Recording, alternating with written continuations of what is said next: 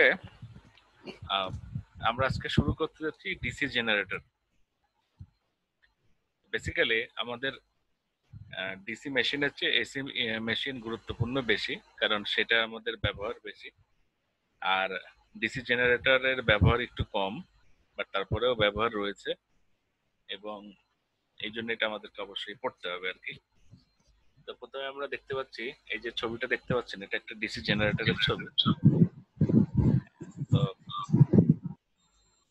এটা বেশ বড় সাইজের আর কি, বাট ইউজুয়ালি আমাদের আশেপাশে যেসব ডিসি জেনারেটর থাকবে বা আপনার জীবনে যখন পাবেন, সেগুলো রেটিং একটু কম হবে আর কি। এই মেশিনটা যেটা দেখতে পাচ্ছেন, এটা সিম্বলটা দেখা যাচ্ছে কিনা জানি না, এটা হলো জেনারেল ইলেকট্রিকের তৈরি আর কি, জিই। তো আপনাদেরকে অ্যাসাইনমেন্ট দেবো একটা, মানে হোম টাস্ক, হ্যাঁ, যে খুঁজে বের করবেন আমাদের ডিসি মেশিন ম্যানুফ্যাকচারার কারা, ওকে, এবং তারা কি ধরনের ডিসি জেনারেটর তৈরি করে। জেনারেটর আর মোটর হোয়াট এভার, একই জিনিস। হ্যাঁ, তো সেটা একটু আপনারা দেখেন। তো ইউজুয়ালি ডিসি জেনারেটর যেটা, সেটার বেসিক প্রিন্সিপালটা আমরা দেখার আগে আগে একটু কনস্ট্রাকশনটা দেখি, যে এটার কি কি কম্পোনেন্ট এর মধ্যে থাকে। তো এবং এসি মেশিন যেহেতু আপনারা অলরেডি পড়া শেষ, তো আপনারা জানেন এসি মেশিনে কি থাকে, তাহলে খুব সহজে অ্যানালজি করতে পারবেন যে ডিসি মেশিনে আসলে তফাৎটা কোথায়। ওকে, তো একটা ইউটিউব ভিডিও দেওয়া আছে, এটা আমি গুগল ক্লাসরুমে দেখে দিয়ে দিব। এটা দেখলে আপনারা ডিসি মেশিনের কনস্ট্রাকশন সম্পর্কে একটু আইডিয়া পাবেন। ওকে, তো আমরা দেখি আসলে একটা ডিসি জেনারেটরের মধ্যে কি থাকে। এই ছবিটা খেয়াল করেন, এটা আমাদের বইয়ের ছবি। ওকে, এরকম ইন্টারনেটে দেখলে আপনারা অসংখ্য ছবি পাবেন, সেখান থেকে দেখতে পারবেন আর কি। তো যে কোনো মেশিন আমরা জানি দুইটা পার্ট থাকে, একটা হলো স্ট্যাটর এবং একটা রোটর। আমরা যখন অল্টারনেটর পড়েছিলাম তখন কি দেখেছিলাম, যে অল্টারনেটরের ক্ষেত্রে যেটা আর্মেচার সেটা থাকে কোথায়, স্ট্যাটরে, আর যেটা ফিল্ড সেটা থাকে আমার রোটরে। ওকে, তো এখন যখন আমরা ডিসি জেনারেটর পড়তে যাব, যখন আপনারা কনস্ট্রাকশন দেখবেন, তখন প্রথম যে পার্থক্যটা আপনার চোখে পড়বে সেটা হলো, ডিসি জেনারেটরের ক্ষেত্রে এই আর্মেচারটা থাকবে রোটরে, এবং যেটা ফিল্ড সেটা থাকবে আমার স্ট্যাটরে। অর্থাৎ ফিল্ড এখানে আমার স্টেশনারি, আর্মেচারটা আমার rotary. This is the first major difference. Okay, এবং আমি আপনাদেরকে ক্লাসে বলেও ছিলাম যে কেন এরকম হয়েছে আর কি। অর্থাৎ অল্টারনেটর থ্রি ফেজ ওয়াইন্ডিং, সেটাকে আমরা কেন স্থির রেখেছিলাম, আর আজকে যেহেতু আমরা ডিসি জেনারেটর দেখবো, তো এটাতেও কেন এর উল্টা, সেটা আমরা আস্তে আস্তে দেখবো আর কি। ওকে, বাট প্রথম একটা জেনারেল আইডিয়া রাখতে পারেন, সেটা হলো যে কোনো রোটারি কোনো কিছু থেকে আমরা যদি ইলেকট্রিসিটি বাইরে বের করে আনতে চাই, তাহলে আমরা ইউজুয়ালি ব্যবহার করি স্লিপ রিং অ্যান্ড ব্রাশ। ওকে, আপনারা যখন ইন্ডাকশন মোটর পড়েছিলেন তখনও দেখেছিলেন স্লিপ রিং এবং ব্রাশ ছিল, অল্টারনেটরের মধ্যেও স্লিপ রিং এবং ব্রাশ ছিল যখন আমরা ডিসি সাপ্লাই দিতাম। তো এই স্লিপ রিং এবং ব্রাশের কিছু সমস্যা আছে, দ্যাটস ওয়াই এটা খুব বেশি হাই কারেন্ট কন্ডাক্ট যদি করতে যায়, তাহলে সেখানে কিছু প্রবলেম হয়, সেগুলো আমরা আস্তে আস্তে দেখবো আর কি। এই কারণেই যেহেতু অল্টারনেটর যেগুলো, এগুলো কিন্তু জায়ান্ট, মানে একদম লার্জ মেশিন, হ্যাঁ, তো সেইখানে আমাদের আর্মেচারকে যদি আমরা স্টেশনারি রাখি, তাহলে সবচেয়ে বেশি সুবিধাটা পাওয়া যায়। ওকে, বাট ডিসি মেশিন তুলনামূলক কিন্তু সাইজে ছোট হয় আর কি। তো এখানে এটা উল্টা করলেও আমার সমস্যা নেই। ওকে, তো সেটা দেখি তাহলে কনস্ট্রাকশনে কি কি থাকে। প্রথমে আমার একটা আউটার যে শেপ বা মেশিনকে যেটা হোল্ড করে রাখবে, এটাকে বলা হয় ইয়ক। ওকে, এই যে মেটাল একদম সম্পূর্ণ ইয়ক। এরপরে এই ইয়কের পরে ভিতরে থাকবে আমার স্ট্যাটর ওয়াইন্ডিং, অর্থাৎ এই ক্ষেত্রে আমার ফিল্ড ওয়াইন্ডিং, এবং তারপরে থাকবে আমার ভিতরে রোটর হিসেবে আর্মেচার। এই ছবিটা দেখে অতটা ক্লিয়ার হচ্ছে না, এটা জাস্ট দেখার জন্য। এরপরে আমরা ভালো ছবি আরো দেখবো, এবং প্রতিটা পার্টস সেটার কানেকশন কি, কিভাবে কাজ করে, সেটা আমরা দেখবো আর কি।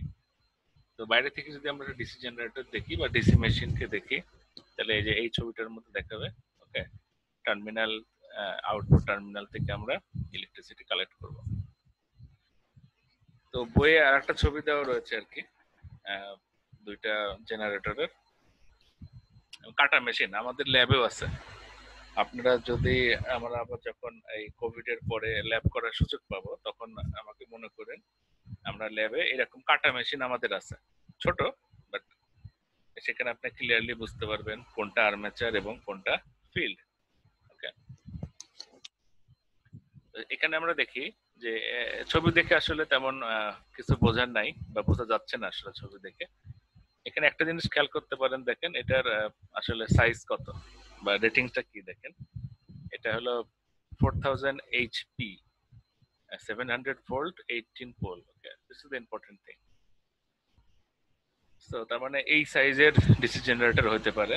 ওকে, তার মানে আমাদের এখন জানতে হবে, এটা আপনাদেরকে হোমওয়ার্ক দিব, জেনারেলি আমাদের ডিসি মেশিনের সাইজটা কেমন হয়। এই যে আমি বলতেছি অল্টারনেটর বা সিনক্রোনাস জেনারেটরের চেয়ে এটা তুলনামূলক সাইজ ছোট হয়। আসলে কত ছোট হয়, তাই না? এবং সেটার ইন্ডাস্ট্রিয়াল অ্যাপ্লিকেশনটা কি, এটা একটা আমাদের জানা দরকার। অ্যাজ ইউজুয়াল সেটা আমি প্রথমে স্লাইডে শো করি না, আপনারা পড়াশোনা করার পরে আমি শো করি। তো এখন দেখে আর কি কি জিনিস ছিল আর কি, এটা একটু আমাদের ক্লিয়ারলি দেখতে হবে আর কি, যে কি কি থাকে। এখানে একটা জিনিস খেয়াল করে দেখেন, কমুটেটর নামে একটা জিনিস রয়েছে আর কি। This is another unique thing in a DC generator, যেটা আমাদের অল্টারনেটরের মধ্যে ছিল না। আসলে কমুটেটর জিনিসটা কি, এটা আমরা সময় নিয়ে সামনে পড়বো।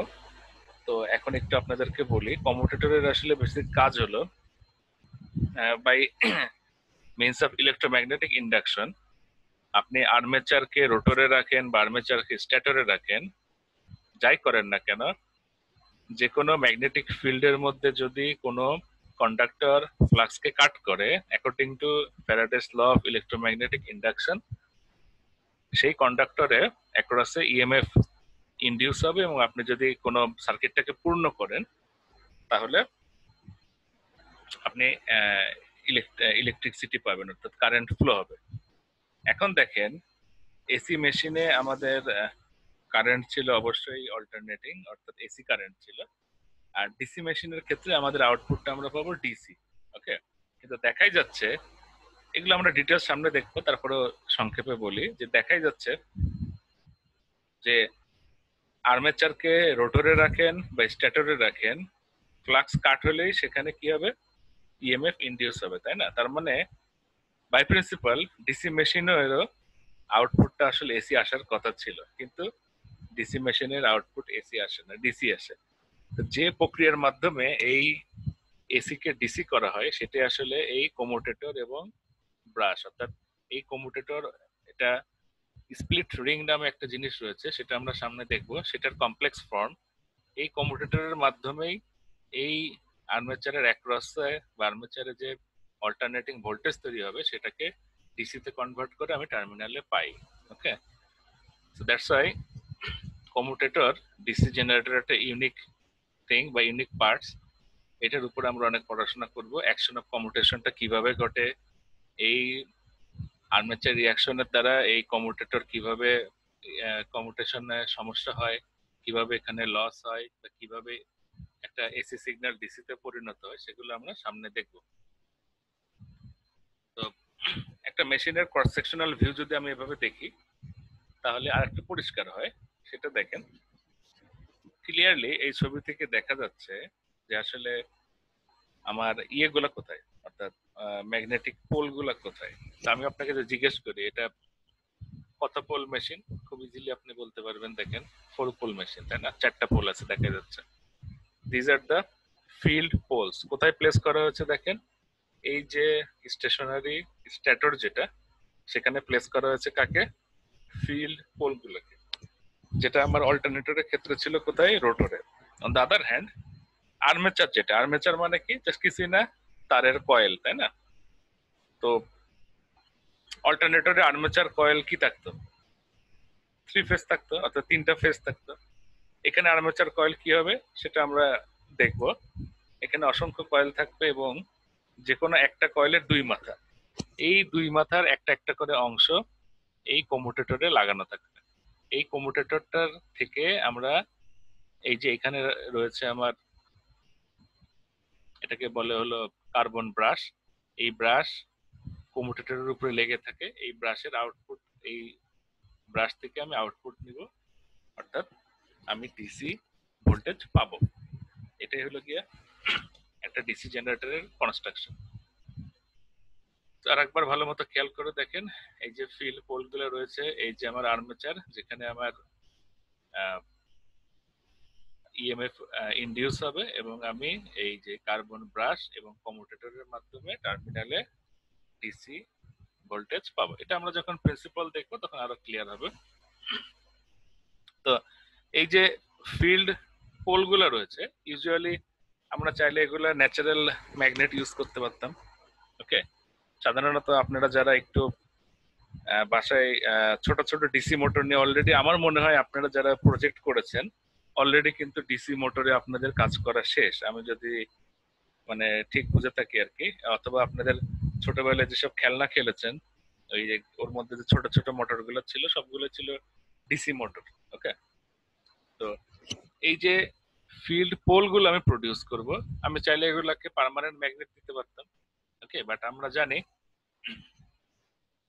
পার্মানেন্ট ম্যাগনেট মানে খুব স্ট্রং ম্যাগনেটিজম দিতে পারে না। That's why we need electromagnet. Electromagnet মানে কি দেখেন, এই কারণেই এই যে এই তারের মাধ্যমে অর্থাৎ কয়েলের মাধ্যমে এই পোলগুলোকে বা এই ম্যাগনেটকে প্রডিউস করা হয়, অর্থাৎ এখানে আমাকে ইলেকট্রিসিটি সাপ্লাই করতে হবে।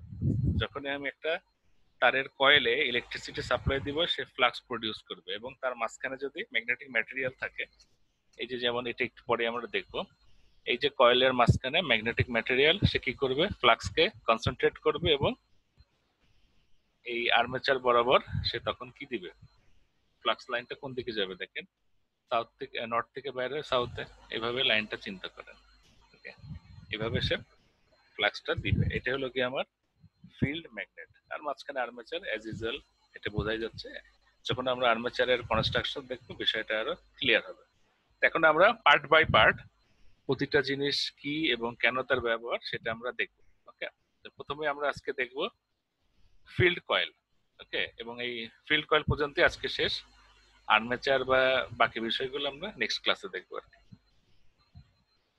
তো major parts of A DC generator, এটা যদি আমরা পড়তে যাই তাহলে প্রথমে যেটা আসে সেটা হলো field pole.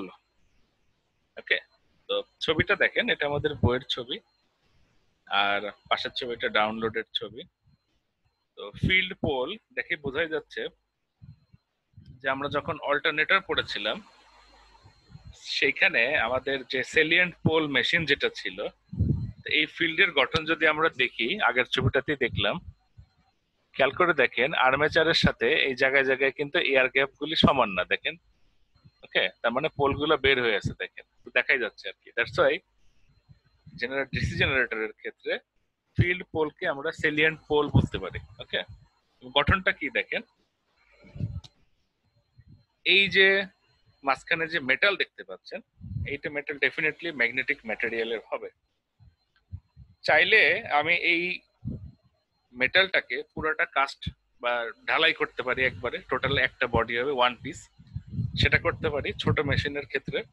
But one piece হলে কি সমস্যা হয়, আপনারা যখন ট্রান্সফরমার পড়েছিলেন তখন মনে আছে, যে কোনো ম্যাগনেটিক ম্যাটেরিয়ালের একটা সমস্যা থাকে, তার মধ্যে একটা হলো কি কোর লস, তাই না? Eddy current loss, hysteresis loss, এগুলো আপনারা পড়েছিলেন।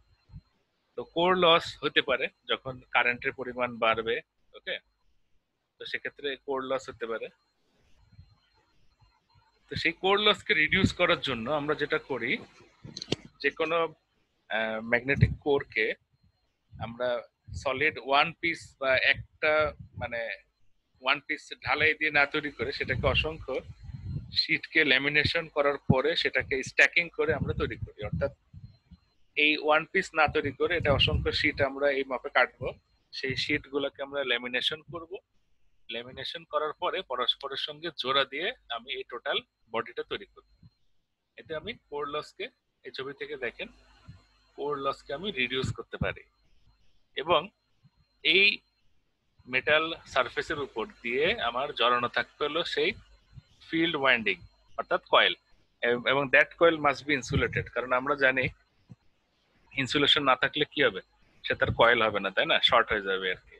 সো সে তখন তার যে ফ্লাক্স প্রডিউস করার ক্যাপাসিটি সেটা রিডিউস হবে, বিকজ আমরা জানি প্রতি টার্নে কি হয়, আস্তে আস্তে প্রতি টার্নে ইএমএফ চেঞ্জ হয়, প্রতি টার্নে ফ্লাক্সের পরিমাণ চেঞ্জ হয়, ফ্লাক্স লিঙ্কেজ চেঞ্জ হয়। So all those are connected. So কোনো কারণে যদি শর্ট হয়ে যায় তাহলে কয়েল আর কয়েল থাকবে না, সে তখন শর্ট সার্কিট হয়ে যাবে। That's why this winding must be laminated. শুধু নট দিস ওয়াইন্ডিং, মেশিনে যত ওয়াইন্ডিং আছে সবই আসলে ল্যামিনেটেড। খালি চোখে দেখে কখনোই মনে করেন না যে এটা আসলে কোনো ল্যামিনেশন নেই। ওকে, তো ফিল্ড পোলের একটা ইম্পর্টেন্ট ফিচার দেখেন, এই পোলের মাথার একটা অংশ একটু বাড়ানো থাকে। ওকে, এটাকে বলা হয় পোল শু। আমরা যখন লাস্ট আপনারা সিনক্রোনাস মোটর পড়েছিলেন সেখানে আমরা কি দেখেছিলাম, সেলিয়েন্ট পোল মেশিনে পোল শুরু ব্যবহার ছিল, এবং পোল শুর মধ্যে কি দেওয়া থাকতো, ড্যাম্পার ওয়াইন্ডিং দেওয়া থাকতো। ওকে, তো ডিসি মেশিনের ক্ষেত্রে দেখেন যে পোল শুটা একটু বাড়াই দেওয়া আছে আর কি। দেখেন আপনারা ভালো করে যদি বুঝতে পারেন, হ্যাঁ,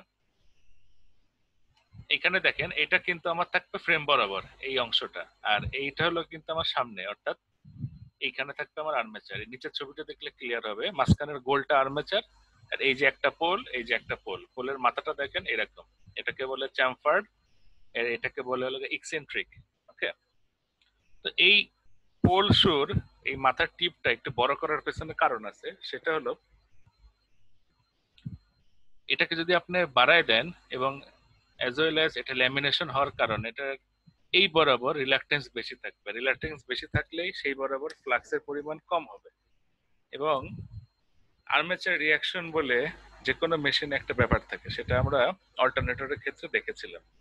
ডিসি মেশিনের ক্ষেত্রে আর্মেচার রিয়াকশনটা আমাদের অনেকটা ডিস্টর্টিং, অর্থাৎ ক্রস ম্যাগনেটাইজেশনের মতো, এবং সেটা এই টিপ বরাবর বেশি হয় আর কি।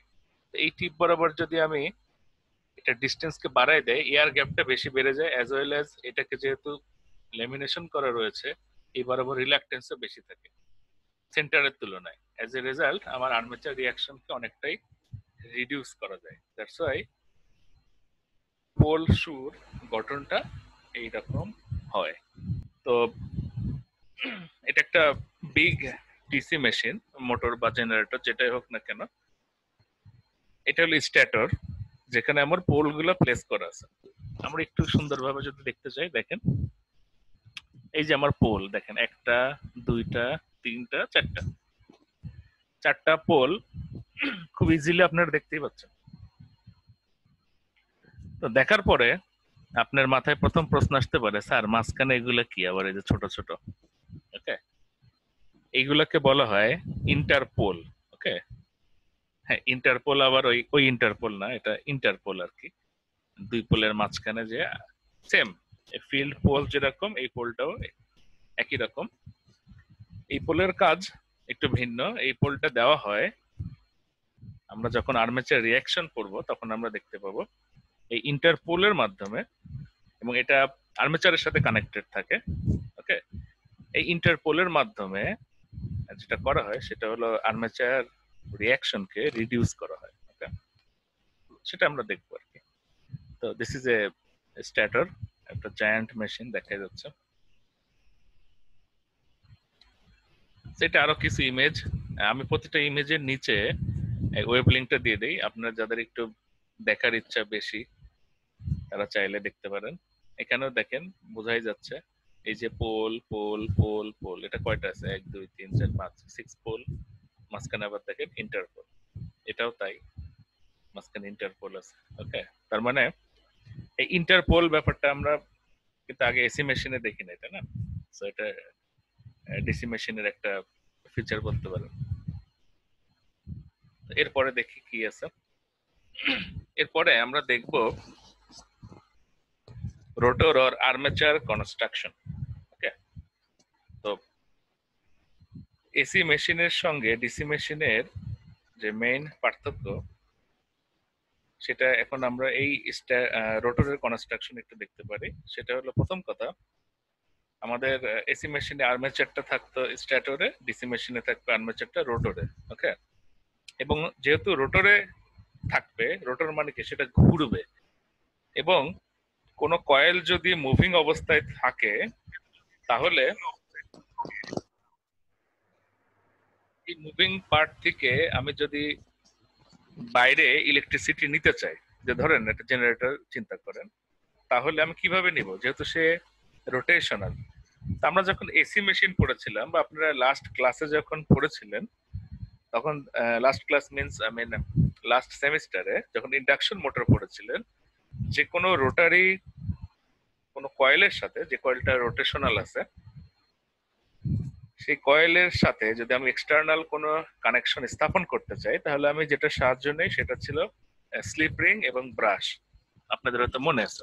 ওকে, তো খেয়াল করে দেখেন, একটা ডিসি জেনারেটরের আর্মেচার রোটরে দেওয়া হয়েছে যেহেতু, এবং আর্মেচার অসংখ্য কয়েল থাকবে, এবং একটা কয়েলের কয়টা মাথা হয়, দুইটা মাথা, তাই না? তো ওকে, লাস্ট সংযোগ বিচ্ছিন্ন হওয়ার আগে আমি যেখানে ছিলাম, সেটা হলো যেটা আমি বলতে চাচ্ছিলাম, দেখেন আর্মেচারে অসংখ্য স্লট রয়েছে এবং সেখানে অসংখ্য কয়েল প্লেস করা সম্ভব। যদি তা না করে আমি একটি কয়েল প্লেস করতাম, তাহলে সেই কয়েলের মাথা হতো দুইটা। তো নর্মালি এটা যদি আমার এসি মেশিন হতো, বা আমি এটাকে এসি মেশিন যদি হিসেবে রান করাইতাম, তাহলে কি করতাম, সেই দুই কয়েলের দুই মাথা, এখানে দুইটা স্লিপ রিং বসতো, এবং স্লিপ রিং এর উপরে থাকতো দুইটা কার্বন ব্রাশ। এটার মাধ্যমে আমি এই কয়েলে যে ইএমএফ ইনডিউসড হতো, সেই কারেন্টকে আমি বাইরে নিতে পারতাম। ওকে, এটা খুব সহজ হতো। কিন্তু এখানে দুটো ব্যাপার। নাম্বার ওয়ান, কয়েল এখানে অসংখ্য কয়েল থাকবে। অসংখ্য বলতে আমি অবশ্যই দুই বা ততোধিক আর কি। এবং এটাকে আমি ডিসি করব, আমার আউটপুটটা আমার ডিসি দরকার। আমি যদি স্লিপ রিং দিয়ে নেই এবং সিঙ্গেল কয়েল থাকে তাহলে এসি হবে, কিন্তু আমি চাই এটাকে ডিসি করতে। তো ডিসি জেনারেটরের একটা ইউনিক জিনিস বা ইউনিক একটা পার্টস, যেটা আমি গত ক্লাসে বলেছিলাম, হুইচ ইজ দিস কমুটেটর। ওকে, এই কমুটেটরটার মাধ্যমে আসলে একটা ডিসি জেনারেটরের আউটপুটকে অ্যাকচুয়াল ডিসি করা হয় by means of electromagnetic induction. একটা ডিসি জেনারেটরের আউটপুটও কিন্তু আসলে সাইন ওয়েভের মতো আর কি। ওকে, পিওর সাইন যদি নাও হয় সমস্যা নাই, অল্টারনেটিং হবে আর কি। সেই অল্টারনেটিং আউটপুটটাকে এই কমুটেটরের মাধ্যমে ডিসি করা হয়। কমুটেটরের কাজকে আমরা অবশ্যই পরে দেখব। তো খেয়াল করে দেখেন কনস্ট্রাকশনটা যদি আমরা আরেকবার দেখি, এই স্লটের মধ্যে, ওকে, এই যে স্লট রয়েছে, এই স্লটের মধ্যে কয়েল থাকবে, প্রতিটা কয়েলের মাথা এই কমুটেটরের সঙ্গে সংযুক্ত থাকবে। কমুটেটরটা আসলে কি দেখেন, কিছুই না, কপারের বার। এটা আমরা একটু পরে দেখতেছি, আগে আর্মেচারের কনস্ট্রাকশনটা দেখেন। কয়েলগুলো দেখা যাচ্ছে ইনসুলেটেড কয়েল, একমাত্র কমুটেটরের সাথে লাগানো। এরপরে আমরা একটু খেয়াল করি একটা ক্লোজ ভিউ। বেসিক্যালি এইটা দেখেন, আমাদের একটা বইয়ের ছবি। ডিসি মেশিন কিন্তু একেবারে ছোট হয় তা কিন্তু না। আমি আপনাদেরকে বলেছিলাম যে আর কয়েকদিন পরে আমি আপনাদেরকে হোমওয়ার্ক দিব, ডিসি মেশিনের সাইজ কেমন হয় এবং ম্যানুফ্যাকচারার কারা হয়। এজ ইউজুয়াল এসি মেশিনে আমরা যেটা করেছিলাম। তো এই যে আর্মেচারটা তৈরি হয়েছে আর কি, দেখেন কিভাবে তৈরি হয়। প্রথমে যে কোনো একটা মেটাল দিয়ে আমি শ্যাফটটা আগে তৈরি হয়, এরপরে অসংখ্য ল্যামিনেটেড মেটাল শিট এইরকম কাটিং এর পরে স্ট্যাম্পিং করে লাগাই দেওয়া হয় আর কি। অর্থাৎ এই মেটাল শিট গুলো পরস্পরের সঙ্গে যুক্ত করে এই শেপটা হয়, এবং সেটাকে এই রোটরের উপরে বসাই দেওয়া হয় আর কি। অর্থাৎ মাঝখানে শ্যাপটাকে ঢুকাই দেওয়া হয়, তাহলে আমার এই কনস্ট্রাকশনটা আমি পাই। লেমিনেশনের কাজ কি? তা আপনারা সবাই জানেন, ইলেকট্রিক্যাল মেশিন যেগুলি রয়েছে সেখানে যেসব জায়গায় ল্যামিনেশন দেখবেন, সবখানেই মোটামুটি ল্যামিনেশন করা হয় অ্যাকচুয়ালি কোরের ক্ষেত্রে, to reduce the core loss which is eddy current loss. তাহলে ওভারঅল এটাই ছিল আমাদের আর্মেচারের কনস্ট্রাকশন। এই যে মেটাল স্লটেড একটা শ্যাফট, তার মাঝখানে আমরা কয়েলকে প্লেস করবো। এটা হলো আমার আর্মেচার, এবং কয়েলের এন্ড হবে হলো আমার এই কমিউটেটরের সেগমেন্ট গুলোর সাথে। এরপরে দেখি একটু পরবর্তী যে পার্টসটা নিয়ে আমাদের একটু আমরা দেখবো, সেটা হলো কমিউটেটর। তো অ্যাকচুয়ালি আসলে কমিউটেটরটা কি সেটা আমি আপনাদেরকে আগেই বলেছি, আবার বলি। যদি একটা কয়েল থাকতো তাহলে দেখেন যে কোনো কয়েলের দুইটা এন্ড থাকে, তাই না? তো এই যে একটা রিং দেখতে পাচ্ছেন, এটা একটা কমিউটেটরের সিমপ্লেক্স, অর্থাৎ সিম্পল যে ফর্মটা সেটা, এটাকে বলা হয় স্প্লিট রিং। অর্থাৎ এসি মেশিনে আমরা যেরকম স্লিপ রিং এবং ব্রাশ ব্যবহার করি, এটা আমরা যখন অ্যাকশন অফ কমিউটেশন পড়বো তখন আরো বেটার বুঝতে পারবো যে আমরা ডিসি জেনারেটরে যেহেতু আমরা আউটপুটটাকে ডিসি করতে চাই, সেহেতু আমরা স্লিপ রিং এর পরিবর্তে স্প্লিট রিং ব্যবহার করবো। ওকে, স্প্লিট রিং দেখতে কেমন হয় দেখেন, এইটা একটা স্প্লিট রিং। ওকে, এবং এই যে একটা কয়েলের দুইটা মাথা, এই দুইটা এই রিংটা দেখেন দুই ভাগে বিভক্ত, দুই ভাগে লাগানো থাকে দুইটা কয়েলের দুই মাথা। এবং এই যে দেখেন আমার এই ব্ল্যাক দুই সাইডে দুইটা, এটা হলো গিয়ে আমার কার্বন অর গ্রাফাইট ব্রাশ। ওকে, এই অবস্থায় যদি এই কয়েলটা রোটেট করে কোনো সমস্যা নেই, ব্রাশের মাধ্যমে আমি এক্সটার্নালি সেখান থেকে ইলেকট্রিসিটি কালেক্ট করতে পারবো বা সার্কিটটাকে পূর্ণ করতে পারবো। ওকে, এখন দেখেন একটু আগেই বললাম যেহেতু আর্মেচারে আমার অসংখ্য কয়েল থাকবে, সেহেতু এই যে ডিভিশনটা দেখতে পাচ্ছেন, একটা কয়েলের জন্য এই স্প্লিট রিং দুইটা ভাগে বিভক্ত, তাই না? যেহেতু কয়েলের দুই মাথা, এখানে যদি কয়েল চারটা থাকতো তাহলে এটা আটটা ভাগে ভাগ হতো, তাই না? যদি 16টা কয়েল থাকতো 32টা ভাগ হতো। এই যে ডিভিশন, তার মানে আস্তে আস্তে দুই দুই করে বাড়তে থাকে আর কি। ওকে, এইটাই হলো কি আমাদের কমিউটেটর। এটা আমাদের বইয়ের ছবি, খেয়াল করে দেখেন। এটা হয়তো ভালো বোঝা যাচ্ছে না, এই যে ব্রাশ গুলো বসে আছে, এই যে আমার কমিউটেটর। ওকে, এই ছোট ছবিটা দেখেন, এই যে দেখেন কমিউটেটরের সেগমেন্ট গুলো আসলে কিছুই না, এটা হলো গিয়া কপার বার, এবং মাঝখানে ইনসুলেশন দেওয়া আছে। এক বারের সঙ্গে আরেক বার কিন্তু টাচ করে নাই। ওকে, এই মাঝখানে মিকা ইনসুলেশন দেওয়া থাকে আর কি, মিকা টাইপ ম্যাটেরিয়াল। এবং এই কপার বারের উপরে লেগে থাকে কে, এই গ্রাফাইট ব্রাশ। ওকে, তো সময়ের সাথে সাথে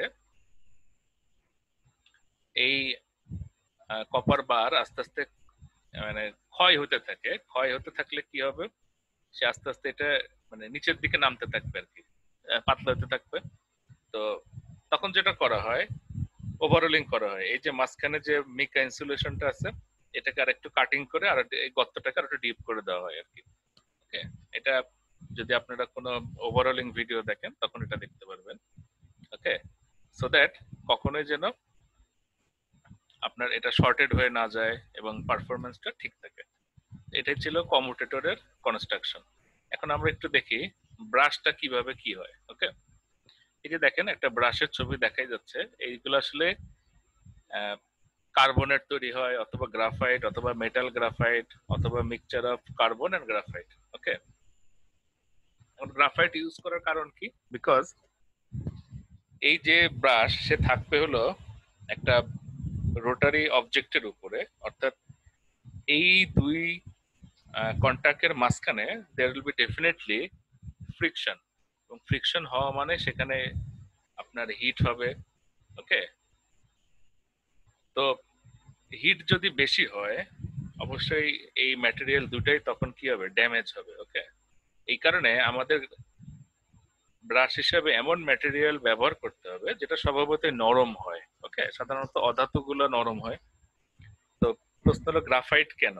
ওকে, গ্রাফাইট হলো সেই অধাতু যে ইলেকট্রিসিটি কন্ডাক্ট করতে পারে। এটা গ্রাফাইটের বিশেষ ক্যারেক্টারিস্টিক, যেটা অন্য কোনো মানে জেনারেল এত সহজলভ্য আর কোনো অধাতুর মধ্যে নেই যে সে ইলেকট্রিসিটি কন্ডাক্ট করবে। That's why use the graphite.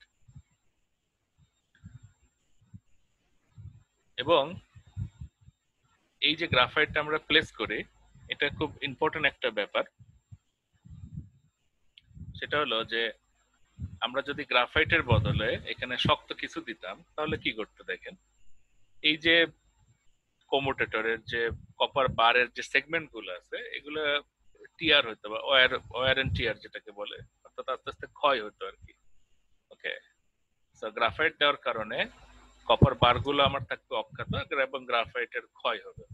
আর গ্রাফাইটের ক্ষয় হলে কি করব, খুব সহজ, নির্দিষ্ট সময় পর পর আমি এই গ্রাফাইটের এই ব্রাশ গুলাকে রিপ্লেস করব।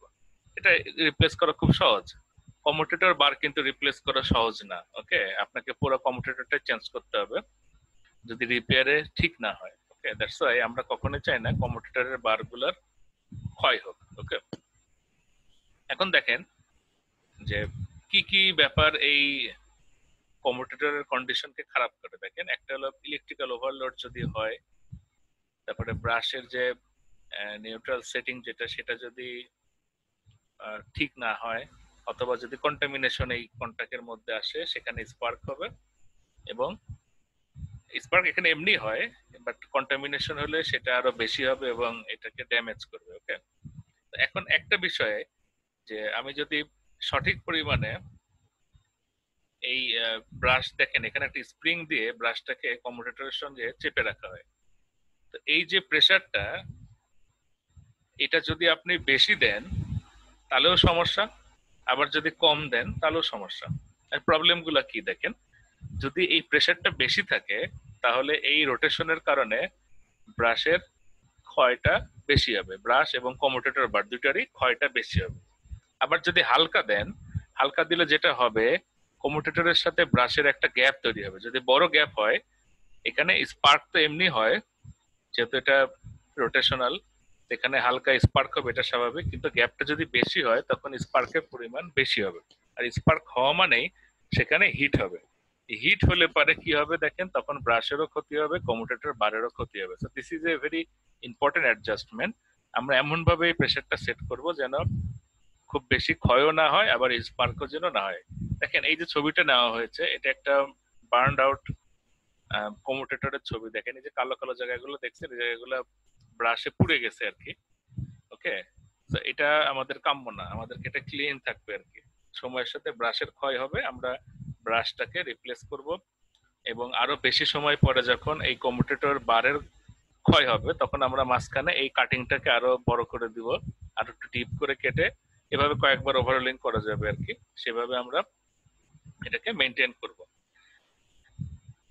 আর একটা ব্যাপার এখানে কাজ করে যে কারণে আপনার এই ব্রাশ এবং এই সেগমেন্ট গুলার নষ্ট হয়, সেটা হলো যখন এটা রান করে এই এই দুইটার যে মাঝখানে এখানে একটা অক্সাইডের লেয়ার থাকে আর কি। ওকে, এজ এ রেজাল্ট এটা খুব ইজিলি এবং পিচ্ছিল ভাবে রোটেট, মানে এর উপর দিয়ে চলতে পারে ব্রাশটা কমিউটেটরের উপর দিয়ে। তো আমরা যদি লো কারেন্টে মেশিনকে রান করাই, খুব লো কারেন্ট, তাহলে এই অক্সাইডের লেয়ারটা নষ্ট হয় এবং তখন ফ্রিকশন বেড়ে যায় এবং স্পার্ক তৈরি হয় এবং আদার প্রবলেম দেখা দেয়, অর্থাৎ ব্রাশ এবং কমিউটেটর বারের ক্ষতি হয়। এই কারণে ডিসি জেনারেটরকে আমরা কখনোই নো লোডে রাখবো না, অলওয়েজ পার্শিয়াল লোডে রাখবো, সো দ্যাট কিছুটা কারেন্ট পাস করে এবং সেই লেয়ারটা যেন আমাদের নষ্ট না হয়। ওকে, এটা হলো গিয়ে আমার কমিউটেটর এবং এই ব্রাশকে ভালো রাখার টেকনিক। ওকে, তো এটাই এখানকার আলোচ্য বিষয় ছিল। এখন আজকের দিনে লাস্ট টপিক যেটা, সেটা আমরা একটু দেখি। এটা হলো উইন্ডিং ইনসুলেশন। ওকে, তো ইনসুলেশন বলতে কি বোঝায় এটা আমরা অলরেডি জানি। ওকে, অর্থাৎ এই যে দেখেন একটা মেশিন, এই মেশিনে যতগুলি কয়েল রয়েছে, কয়েলগুলো সবই ইনসুলেটেড। ওকে, তো এই ইনসুলেশন নানা কারণে নষ্ট হতে পারে। ওকে, এবং সবচেয়ে ইম্পর্টেন্ট যে কারণ সেটা হলো ওভার হিট। অর্থাৎ কোনো মেশিন যদি হিটেড আপ হয়, তার লিমিটের বাইরে চলে যায়, তাহলে এই ইনসুলেশন ব্রেকডাউন হবে। ওকে, অথবা কোনো কারণে যদি ওভারলোডেড হয়, যার কারণে হিট হয়তো সেই লেভেলে গেল না, বা নর্মালের চেয়ে একটু বেশি চললো আবার ব্যাক করলো, হিট হওয়া মানে যেটা হবে যে হয়তো তখন হিটের কারণে যদি নষ্ট নাও হয়, তখন আদার শক যেমন ভাইব্রেশন or ইলেকট্রিক্যাল স্ট্রেস, ওকে, এইগুলোর কারণে এই ইনসুলেশন ব্রেকডাউন হতে পারে আর কি। ইনসুলেশন ব্রেকডাউন হওয়া মানে ইটস এ মেজর ফল্ট, তখন মেশিনটা কিন্তু আস্তে আস্তে ড্যামেজ হয়ে যাবে আর কি। ওকে, তো তো আমাদের কখনোই মেশিনকে ওভারহিট করা যাবে না। তো এই ইনসুলেশনের টেম্পারেচার ভেদে একটা গ্রেডেশন রয়েছে, ক্লাস রয়েছে আর কি। এটা বিভিন্ন সংস্থা দিয়ে থাকে। আমাদের এই বইয়ে যে সংস্থার এই ক্লাস আলোচনা করা হয়েছে সেটা হলো ন্যাশনাল ইলেকট্রিক্যাল ম্যানুফ্যাকচারার্স অ্যাসোসিয়েশন। এটা ইউএস এর একটা সংস্থা। এরা আপনার এই ইনসুলেশনের ক্লাসকে ঠিক করে দেয়, অর্থাৎ তারা বিভিন্ন ক্লাসে ভাগ করে, যেমন ক্লাস এ, বি, এফ, এইচ। ওকে, তো এই টেবিলটা দেখেন। আমি যদি বলি যে কোনো ইনসুলেশনের ক্লাস এ, তার মানে হলো এই ইনসুলেশনের ম্যাক্সিমাম অপারেটিং টেম্পারেচার হলো 105 ডিগ্রি। ওকে, এর উপরে এটাকে উঠানো যাবে না। এই 105 ডিগ্রি কিন্তু টোটালটা, অর্থাৎ অ্যাম্বিয়েন্ট টেম্পারেচার। এই ক্যালকুলেশনটা যখন করা হয়েছে, ওরা যে টেস্টটা করেছে সেখানে অ্যাম্বিয়েন্ট টেম্পারেচার ধরে নিয়েছে 40 ডিগ্রি। এরপরে হট স্পটের একটা 10 ডিগ্রি বা 15 ডিগ্রি বা ক্ষেত্রে বিশেষে 5 ডিগ্রি ধরে এটা ক্যালকুলেট করেছে। তার মানে নর্মাল ধরেন অ্যাম্বিয়েন্ট টেম্পারেচার যদি 40 হয়, আর 10 ডিগ্রি আমি দিলাম হট স্পটের জন্য, তাহলে 50 থেকে 105 কত হয়? 55। তার মানে ক্লাস এ যদি হয় তাহলে ওভারহিট হতে পারবে সে, অর্থাৎ ওভারহিট না, অর্থাৎ টেম্পারেচার বাড়তে পারবে ম্যাক্সিমাম 55 ডিগ্রি মোর, অর্থাৎ 105 যায়, এর বেশি আর যাওয়া যাবে না। ওকে, এটা হলো ক্লাস এর ক্রাইটেরিয়া, অর্থাৎ ক্লাস এর ম্যাক্স লিমিট। ওকে, এটা মেনে চলতে হবে। এটা যেমন গেল ন্যাশনাল ইলেকট্রিক্যাল ম্যানুফ্যাকচারার্স অ্যাসোসিয়েশন। এরকম আরো সংস্থা রয়েছে, যেমন international electrotechnical commission, IEC, very popular. এদেরও অনেক আপনার স্ট্যান্ডার্ড রয়েছে যেগুলো ফলো করা হয় ইনসুলেশনের ক্ষেত্রে।